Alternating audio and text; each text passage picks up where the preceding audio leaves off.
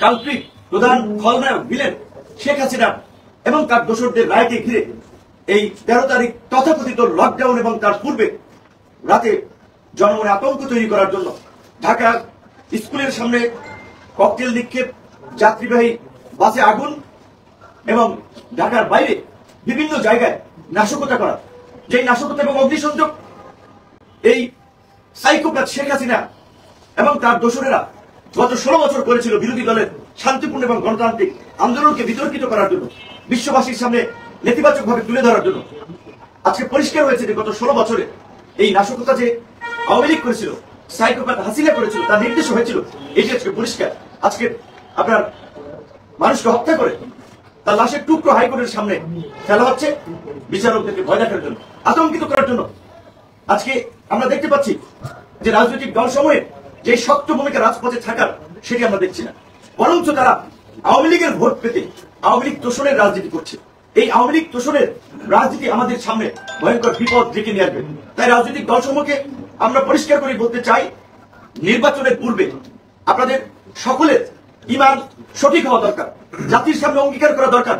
আওয়ামী লীগ এবং তার দোসর জাতীয় পার্টি সহ এই ফাঁসিবাদের সহযোগীদের প্রশ্নে আপনাদের অবস্থান জাতির সামনে পরিষ্কার করতে হবে যে আওয়ামী লীগ এবং তার দোসরদের প্রশ্নে রাজনীতিতে আমরা বিন্দুমাত্র ছাড় দিব না। আমরা পরিষ্কার করেছি যে যারা আওয়ামী লীগের সাধারণ ভোটার, সাধারণ কর্মী, যারা গত 16 বছরেও জনগণের উপরে কোনো নির্যাতন, নিপীড়ন, জুলুম, অত্যাচার করে নাই, তাদের জন্য সকল দলের রাজনৈতিক দ্বার মুক্ত। তারা রাজনীতি করবে, তারা এই দেশের নাগরিক। কিন্তু যারা গত 16 বছরে হত্যা, লুটপাট, গুম, খুন এবং জনগণের উপরে নির্যাতন, নিপীড়ন চালিয়েছে, তাদের কোনো ক্ষমা নাই। রাজনৈতিক দলসমূহকে পরিষ্কারভাবে বলবো, এই বিষয়ে আপনাদের অবস্থান পরিষ্কার করতে হবে, অন্যথায় আপনাদের কারণেই কিন্তু এই ফ্যাসিবাদ ফিরে আসবে। আইন শৃঙ্খলা বাহিনীর আমরা এই লকডাউন এবং এই আওয়ামী ফ্যাসিবাদকে নির্মূল করতে দুর্বলতা লক্ষ্য করছি। আপনারা দেখেছেন গতকালকে ফরিদপুরের মহাসড়কে আপনার শিশুদের হাতেও দেশীয় অস্ত্র তুলে দেওয়া হয়েছে। তারা রাস্তা অবরোধ করে শেখ হাসিনার নামে স্লোগান দিচ্ছে, গোপালগঞ্জের স্লোগান দিচ্ছে, এমনকি অস্ত্র হাতেও অনেকে মিছিল মিটিং করছে। আইন শৃঙ্খলা বাহিনীর নাকের ডগায় কিভাবে এটি সম্ভব হচ্ছে? ওই ফরিদপুরে যখন ওই রাস্তাঘাট অবরোধ করেছে, এই জুলাই গণ অভ্যুত্থানে একটি শান্তিপূর্ণ ছাত্র আন্দোলনে হেলিকপ্টার থেকে গুলি চালানো হয়েছিল। আজকে আমাদের আইন শৃঙ্খলা বাহিনী কি করছে?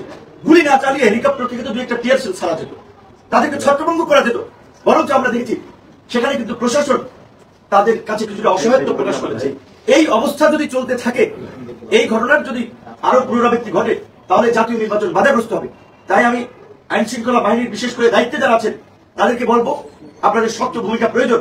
আমার মনে হচ্ছে আমাদের কাছে যে সমস্ত তথ্য আছে, সরকারের গোয়েন্দা সংস্থাগুলো, সেটা ডিজিএফআই বলেন, এনএসআই বলেন, এসবি বলেন, তারা একই লাইনে কাজ করছেন না, এক একজন এক একদিকে কাজ করছেন। সরকারের কেন্দ্রীয় নিয়ন্ত্রণ নাই। এই অবস্থা যদি চলতে থাকে, তাহলে কিন্তু আগামী নির্বাচন সুষ্ঠুভাবে সম্পন্ন করা সম্ভব না। আমরা জানি এইখানে বসে পুলিশ হেডকোয়ার্টারে এখনো স্বরাষ্ট্রমন্ত্রী আসাদুজ্জামান খান কামালের আপন ভাতিজি এখনো পুলিশ হেডকোয়ার্টারে আছে, তাদের আশ্রয় প্রশ্রয় আছে। নিশ্চয়ই সরকারের যারা ওইখানে বসে আছেন তাদের, এবং এটা বাস্তব যে এইভাবে সরকারের বিভিন্ন পদস্থ কর্মকর্তা 2 জনের বিরুদ্ধে ব্যবস্থা নেওয়া হয়েছে। গত 16 বছরে তাদের ডিএনএ টেস্ট করে চাকরি দেওয়া হয়েছিল, উচ্চ পদে বসানো হয়েছিল, তাদেরকে কিন্তু খুব বেশি রদবদল করা হয়নি। কাজী নির্বাচনের ক্ষেত্রে এখনো যে সময় আছে, এই সময়ে যদি সরকার, আইন শৃঙ্খলা বাহিনী, প্রশাসনকে যদি ঢেলে না সাজায়, তাহলে কিন্তু আমরা যেভাবে একটা নির্বাচন চাই, ডক্টর ইউনূস যেভাবে একটি নির্বাচন দেওয়ার অঙ্গীকার করেছেন যে বাংলাদেশের ইতিহাসে সবচেয়ে উৎসবমুখর একটি অংশগ্রহণমূলক নির্বাচন হবে, সেটি কিন্তু সম্ভব।